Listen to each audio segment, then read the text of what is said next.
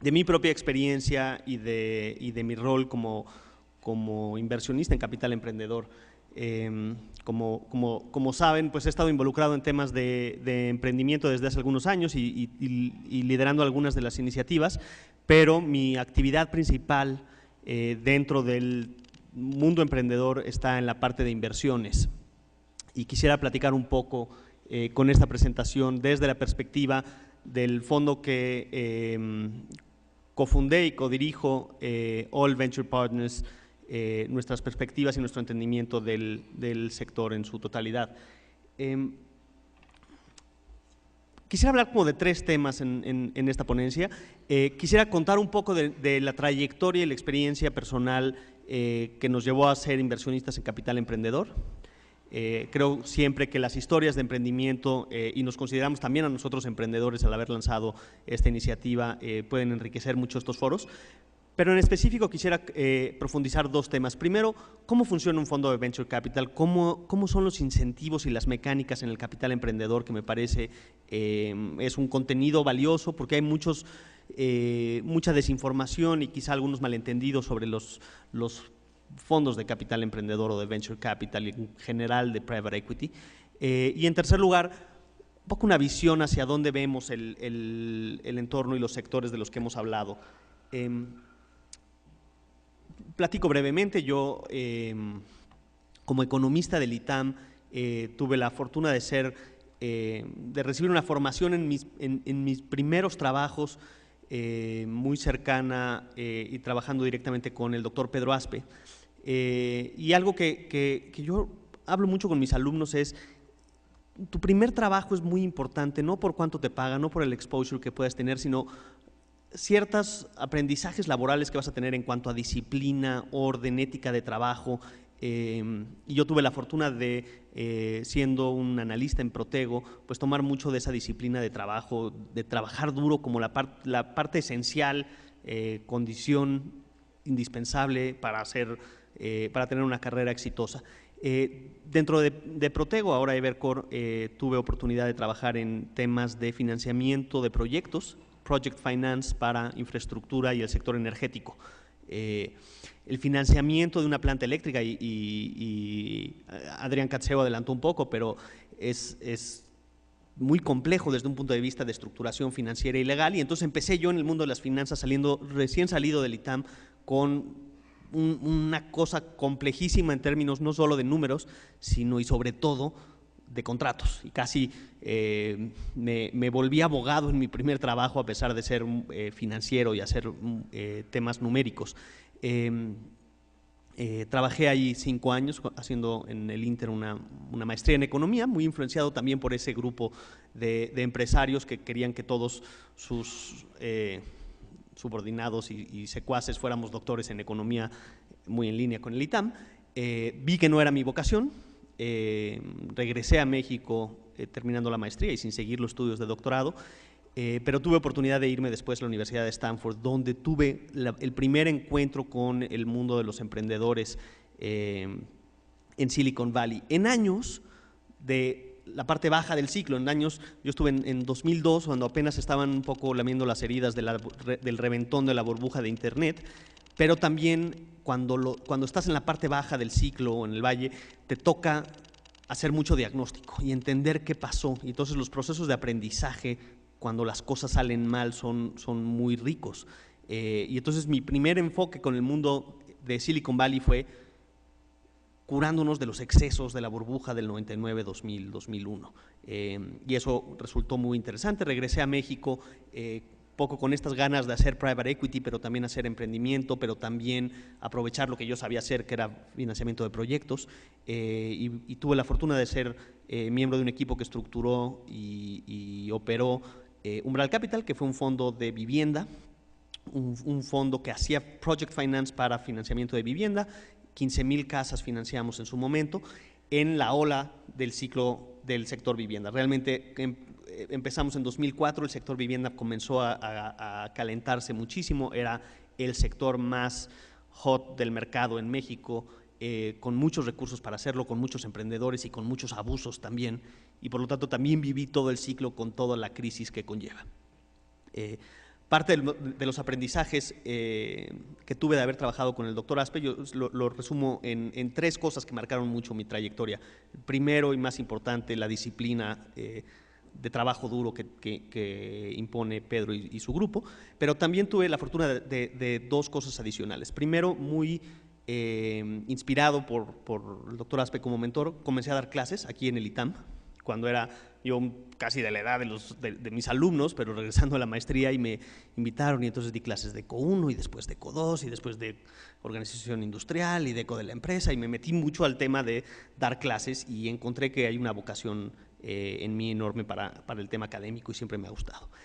Y adicionalmente, y también gracias al doctor Aspe, me metí como mentor de Endeavor. Hablamos ya de Endeavor aquí con Vincent, y yo, pues como un conocedor de números y de finanzas, me invitaron a ser mentor de Endeavor que estaba abriendo en México para asesorar startups en temas de emprendimiento. Mi primer acercamiento con el mundo de los emprendedores era asesorándolos como financiero, cuando realmente yo me costaba quizá un poco más la empatía y demás con ellos. Las cosas se combinaron y entonces, como debe ser, yo siempre recuerdo un poco aquel discurso famoso de Steve Jobs en el commencement de la Universidad de Stanford en 2005, cuando él dice, hay que conectar los puntos viendo hacia atrás. Y entonces, volteando hacia atrás, era como muy natural que acabe yo aquí, porque había hecho fondos, había sido profesor y académico, y había sido mentor de emprendedores, y por lo tanto lo que hay que hacer es un inversionista de venture capital. Y suena muy lógico, la verdad es que es un camino súper atropellado, súper de errores, de aventuras, de enfrentar la crisis del sector vivienda y sufrir, y de encontrar la gente adecuada. Y para mí, encontrar la gente adecuada fue conocer o reencontrarme con mi actual socio. Nosotros estudiamos juntos en Stanford. Él, terminando, fue a hacer una carrera en marketing en L'Oréal en Francia, y cuando regresa a México me dice, vamos a hacer temas de emprendedores más en serio. Nos asociamos, creamos Venture Institute como incubadora de alto impacto, y comenzamos a trabajar con emprendedores primero desde un punto de vista académico, de la mano de Daniela Ruiz Massieu, creando el diplomado emprendedor en el ITAM, y poco a poco eso evolucionó a que creáramos la primera incubadora de alto impacto con las nuevas reglas del mercado. En el Inter dijimos, pues lo divertido, donde realmente podemos tener impacto, es haciendo Venture Capital. ¿Qué existe en Venture Capital en México? Y esto parece que fue en la prehistoria, pero fue hace 5 años, 4 o 5 años. Y nos dimos cuenta que había pocas cosas allá afuera, que había poco financiamiento institucional, y entonces dijimos, pues vamos a levantar dinero, vamos a pedir dinero a la gente. Yo tenía un poco de experiencia en pedir dinero, digamos. Se nos sumó al equipo Antonio Osio, que está aquí, y nos lanzamos a tocar la puerta de gente y decirles, pues, ¿qué tal si nos confías en nosotros y nos das un cheque, porque tenemos una tesis de inversión y creemos que hay una gran oportunidad para hacer capital semilla en México? Y tuvimos un par de aciertos que también creo que definen la trayectoria de un emprendedor, y en nuestro caso de esta historia emprendedora, y uno de ellos fue que montamos la estructura institucional más pesada, como si fuera un fondo de 100 o 200 millones de dólares, para un fondo que en su momento queríamos que fuera el más chiquito del mercado. Realmente casi como objetivo es, vamos a levantar un fondo muy pequeñito pero muy rápido, con las reglas institucionales más sólidas, con las mejores prácticas en términos de gobierno corporativo, de comités de inversión, de fideicomisos, etcétera. Aunque nos cueste, aunque le tengamos que pagar, y aunque no haya para pagar nuestros propios sueldos, porque lo que tenemos que ganar en el mercado es credibilidad. Lo trabajamos así, Antonio, Federico y yo levantamos un fondo. Finalmente el fondo fue de 75 millones de pesos y comenzamos a hacer inversiones a partir del 2012. 2 años después, el mercado es completamente distinto. Se crea a partir de las instituciones de gobierno federal el INADEM. El INADEM lanza un programa para crear fondos de capital semilla. Nacional Financiera también lanza un programa para apoyar fondos de capital semilla, y hoy en día deben existir cerca de 30 fondos de capital semilla operando realmente en México, haciendo inversiones de 1, 2, 5, 10 millones de pesos, 15 millones de pesos, y están existentes y están cerrando operaciones, y estamos viendo buen financiamiento que no existía hace algunos años. Los ángeles inversionistas es un componente importante de la cadena de financiamiento que debe formarse para apoyar emprendimientos y en particular Hernán Fernández ha sido un eslabón bien importante para desarrollar el que personas físicas que han desarrollado un patrimonio importante contribuyan al continuo desarrollo de nuevos emprendedores aportando capital y aportando know-how en sus propios proyectos. Y eso, entre ángeles inversionistas, fondos de capital semilla y la evolución del capital privado, del private equity, hacia tickets más pequeños, principalmente por un efecto competencia en los tickets grandes, está casi completando la cadena de financiamiento. Y hoy en día en México, y de nuevo esto pasó en un periodo brevísimo de 3 años, el financiamiento para el capital emprendedor es un panorama completamente distinto. No digo que completo, no digo que estamos del otro lado, pero ha habido una evolución muy, muy interesante. Lo difícil del capital emprendedor es que, como decimos en esta presentación, it's all about the future. Lo que tienes que hacer es pensar realmente en qué va a pasar en el futuro y hacer inversiones hoy apostando en lo que viene más adelante. Y por eso tienes que ser muy riguroso en tu análisis de cómo van a comportarse los mercados, cuáles son los cambios institucionales, cuáles son las grandes tendencias demográficas, macroeconómicas, de cambios de reglas institucionales, de cambios de patrones de consumo, de evoluciones tecnológicas y culturales que van a permitir las grandes empresas. Voy a decir una obviedad, pero vale la pena en este foro. No se trata el emprendimiento de hacer pymes, se trata de hacer empresas que nazcan y se vuelvan grandes. Todo el concepto alrededor del emprendimiento de alto impacto se trata del rápido crecimiento y la atracción de empresas, no únicamente de crear pequeñas organizaciones económicas. Se trata de crear las grandes empresas de los siguientes años en México. Y esto es muy notorio. Si ustedes observan el S&P 500 o las listas de las grandes empresas listadas en los mercados internacionales, en particular en Estados Unidos, el tiempo de vida de una empresa dentro de la lista de las 100 empresas más grandes se va acortando. Y hoy en día, si ves la lista, la mayoría de las empresas fueron creadas en los últimos 20 o 25 años. ¿De acuerdo? Google acaba de cumplir 15 años, Facebook acaba de cumplir 10 años, y la evolución de esas empresas que entran y llegan a ser las más grandes del mundo no sucede en México. Si en México vemos la lista de las 100 empresas más grandes en México, en general son empresas que se crearon durante el periodo de desarrollo estabilizador de este país que ya llovió. Nos falta ver empresas que se crearon hace poco y que rápidamente llegan a ser las grandes empresas del país cotizando en mercados públicos. De eso se trata el capital emprendedor, esa es nuestra misión.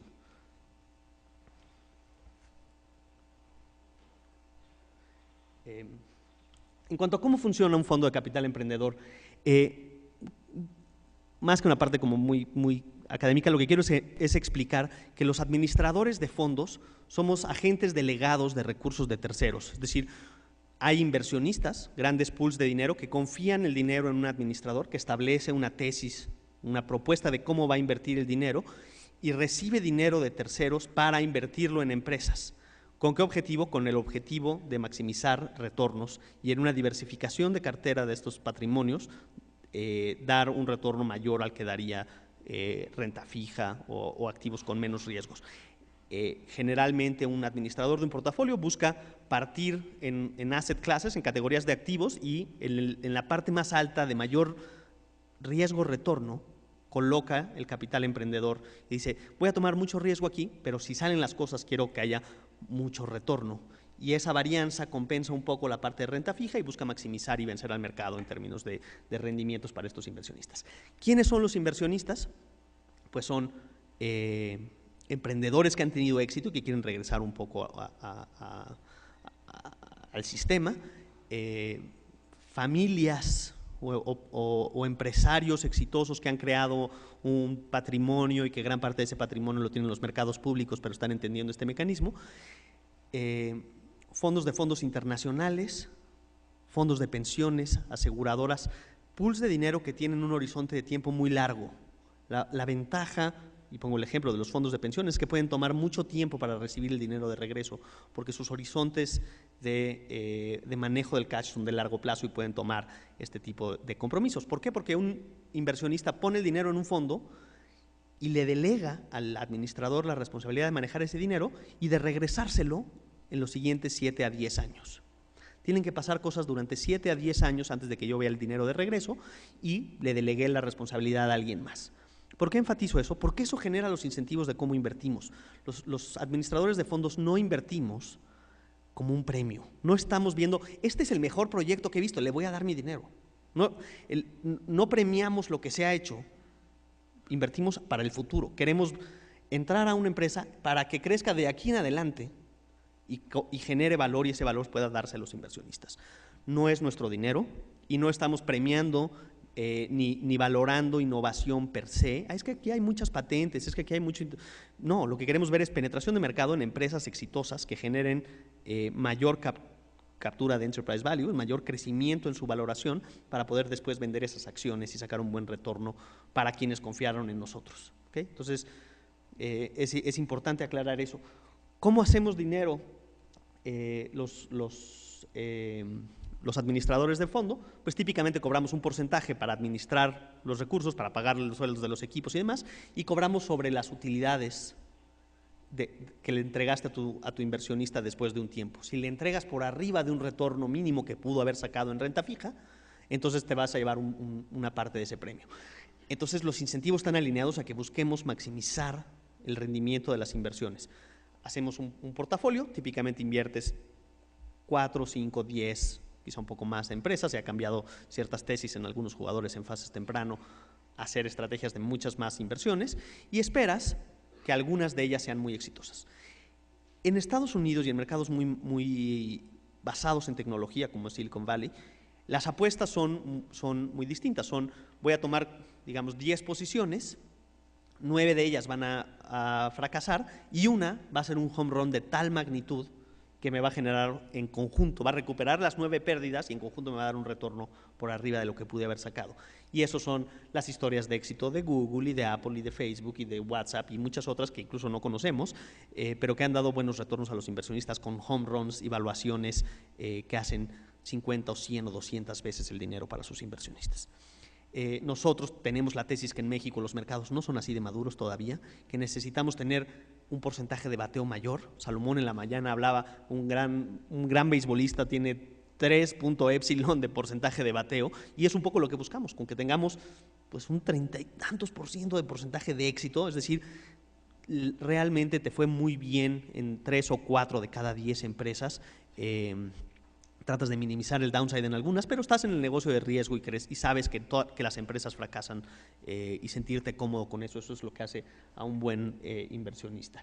¿Qué buscamos en las oportunidades? Por supuesto, buscamos innovación y buscamos capacidad de ejecución. Y eso es crucial de entender en una audiencia como esta, porque realmente a mayor experiencia laboral, a mayor experiencia teniendo situaciones difíciles, batallas, etcétera, más capacidad de ejecución desarrollas, más capacidad de liderazgo, de administración, de equipos, de enfrentarte a retos y demás. Entonces, fomentamos el emprendimiento desde momentos tempranos en sus carreras profesionales, pero consideren que van a tener una serie de emprendimientos y que quizá el gran emprendimiento lo van a lograr cuando vayan teniendo un poco más de experiencia empresarial, y eso también lo valoramos. Escalabilidad, lo importante es hacer negocios grandes. Y siempre piensen en eso. ¿Qué tan grande va a ser mi negocio? ¿Es un negocio que puede vender 500 millones de dólares, 1,000 millones de dólares? Si el negocio es muy de nicho y ustedes dicen, es que este negocio es bien interesante, pero puedo vender 1, 2, 3 millones de dólares, no va a ser interesante para un inversionista de capital, porque no puedo hacerlo crecer 10 veces en los siguientes 3 años. Y eso separa a las inversiones de alto impacto, como explicó Bill Ollett, de las inversiones más tradicionales. Necesitamos negocios que crezcan muy rápido y que crezcan a mercados grandes. La gran mayoría de los emprendimientos que se nos acercan en pipeline son emprendimientos que están limitados a un nicho que, a pesar de que el emprendedor lo ve como muy grande, y esto es un efecto de halo, dicen los psicólogos, porque estás metido en eso y entonces lo ves y te parece el problema más importante de este país, pero muchas veces no lo es y hay problemas más grandes que atender. Tenemos un proceso de evolución. Aquí ha habido un mito en temas de emprendimiento porque se llegó a entender la inversión de capital emprendedor, como estos programas de Shark Tank y Dragon's Den, donde me siento con mis billetes, vienes, me pichas, te digo, sí, toma mi dinero. Y eso no funciona así. Hacemos due diligence, hacemos investigaciones de mercado, los entrevistamos varias veces, nos metemos muy a profundidad, metemos muchos abogados y son procesos complejos. no se ganan las inversiones en un pitch, se ganan las inversiones cuando hay una visión común entre fundadores e inversionistas de hacia dónde va a ir este negocio y por qué lo podemos crecer. El capital emprendedor se sitúa en esta etapa de la curva J. Y aquí es donde decía, se va completando la cadena desde los subsidios de gobierno, los roles del INADEM, esto ha crecido muchísimo, el capital semilla ha crecido mucho, enfatizo, hay 30 fondos hoy en día operando de forma institucional en México, más el capital de inversionistas ángeles, y el capital emprendedor en esta etapa se encuentra aquí, previo a que puedas pasar a capital privado y fuentes de financiamiento en mercados públicos.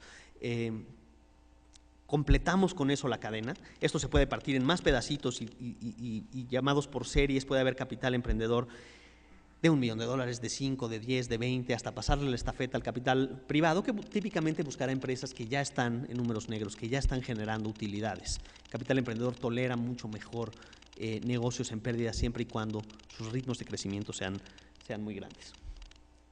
Este es un ejemplo de nuestro portafolio entre nuestros dos distintos fondos.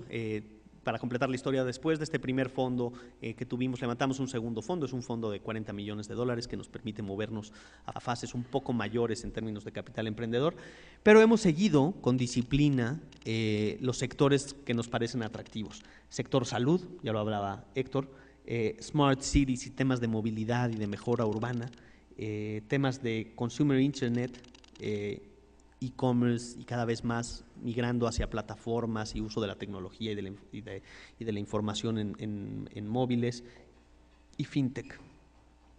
Y vemos una oportunidad enorme en términos de venture capital en Latinoamérica. Nos parece que esto apenas comienza, que estamos viendo un tipping point, que el número de fondos, los assets under management, es decir, el dinero que está disponible de estos fondos para invertir, están preparados para aprovechar la ola de emprendimiento. Es un tema de oferta y demanda, estamos preparados con la oferta de capital, buscamos los buenos proyectos que puedan escalar a los ritmos que requiere el mercado, pero hay muchas condiciones muy favorables para ello. Muestro rápidamente este es el capital privado que existe en México hoy en día. Esto es lo que ha crecido el capital privado en su conjunto desde el año 2000 hasta el 2014 y se ve un ritmo de crecimiento enorme en las distintas categorías. Estamos hoy en día con recursos por más de $25,000 millones en las diferentes categorías y en los colores ven el private equity o capital para crecimiento en rojo.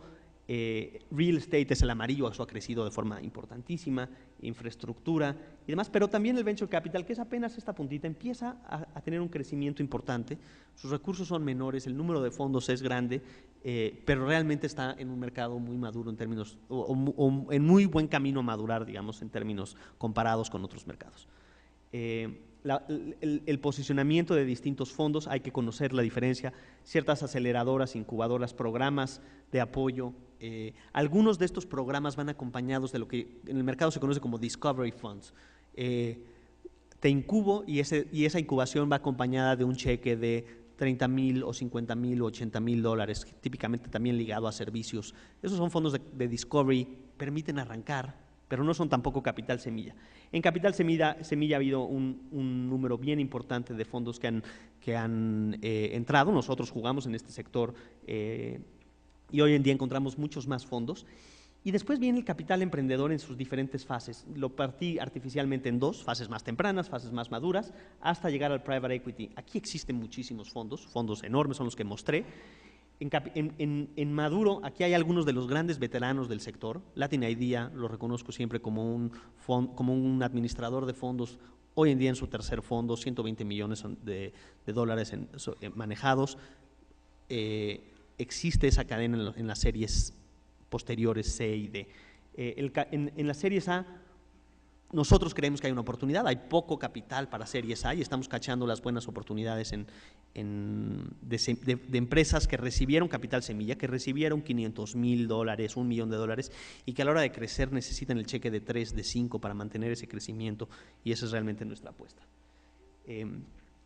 Para terminar, veo cinco grandes tendencias a futuro en México que vale la pena tener en mente. Esto lo digo siempre también a mis alumnos.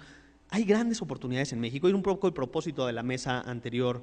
Hay tan grandes oportunidades en México que cuando nos llega una iniciativa y es una app para decirte en dónde los bares sirven cuáles mezcales y dónde están tus amigos, y me parece tan limitativo frente a las grandes oportunidades y las enormes tendencias que existen en México. Escuchar hablar a un experto como Héctor de problemas como la diabetes, que tiene millones de gente que necesitan que les resuelvas esos problemas, nos hace pensar, tenemos que encontrar las grandes soluciones en México.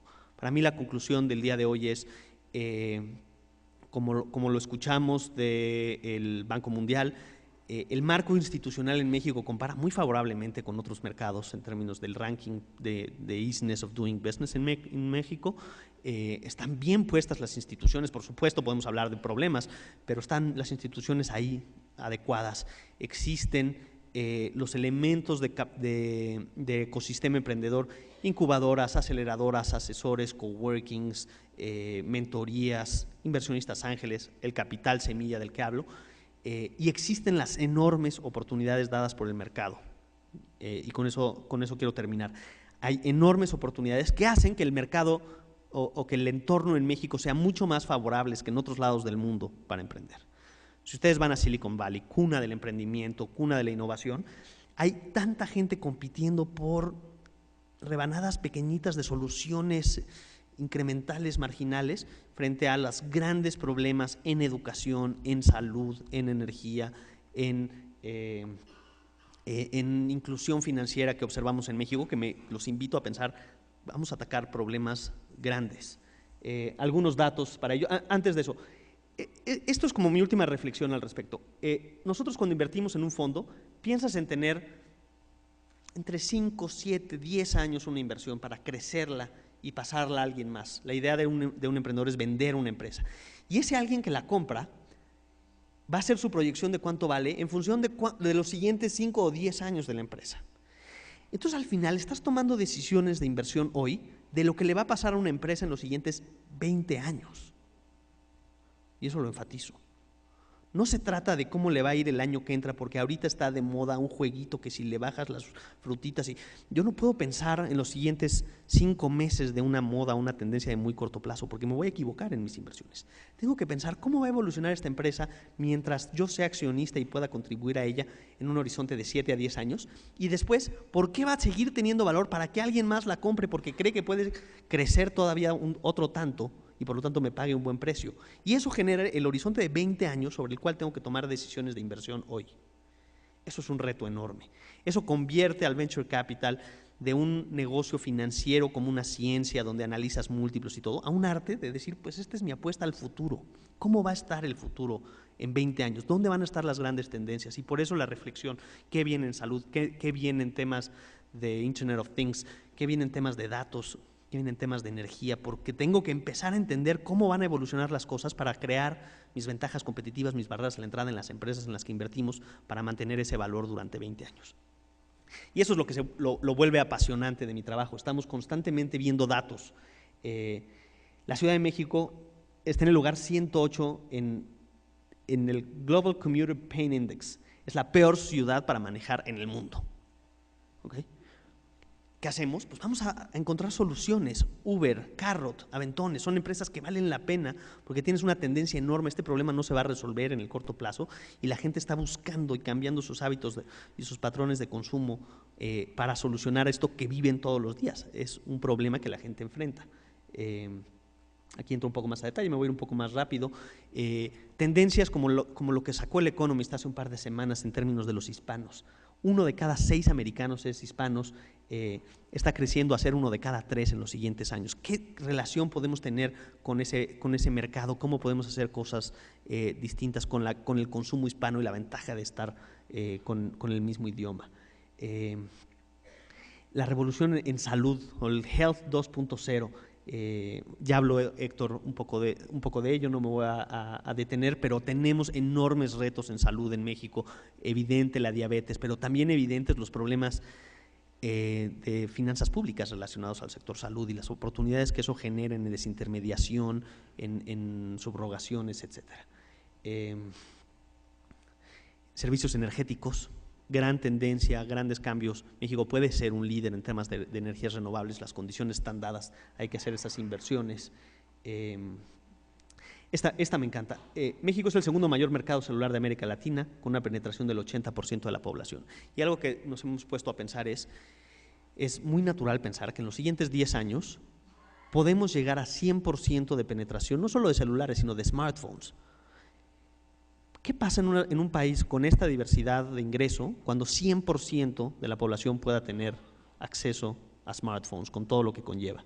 ¿Qué cambios en los patrones de conducta, en los patrones de consumo, en las ofertas de propuestas de valor puedes hacer para la base de la pirámide? Si la base de la pirámide, entre las pocas cosas que tendrá celulares baratos con acceso a internet.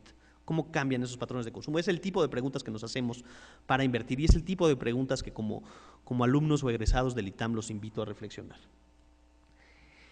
Como conclusión de todo este día y agradeciendo que hayan estado durante toda esta larga sesión, yo estoy convencido que no ha existido un mejor momento para emprender en México, que todas las tendencias son positivas, que el mercado está ahí, el mercado doméstico, las instituciones, los factores demográficos, los factores macroeconómicos. Un factor común que oí a lo largo de las exposiciones es ¿dónde está el talento que acompaña esto? Los emprendedores necesitan talento, las ideas necesitan talento, los fondos rogamos por encontrar al talento y el talento nace de instituciones como el ITAM. E invitamos a ese gran talento que son ustedes a formar parte de este cambio. Muchísimas gracias a todos por estar aquí hoy.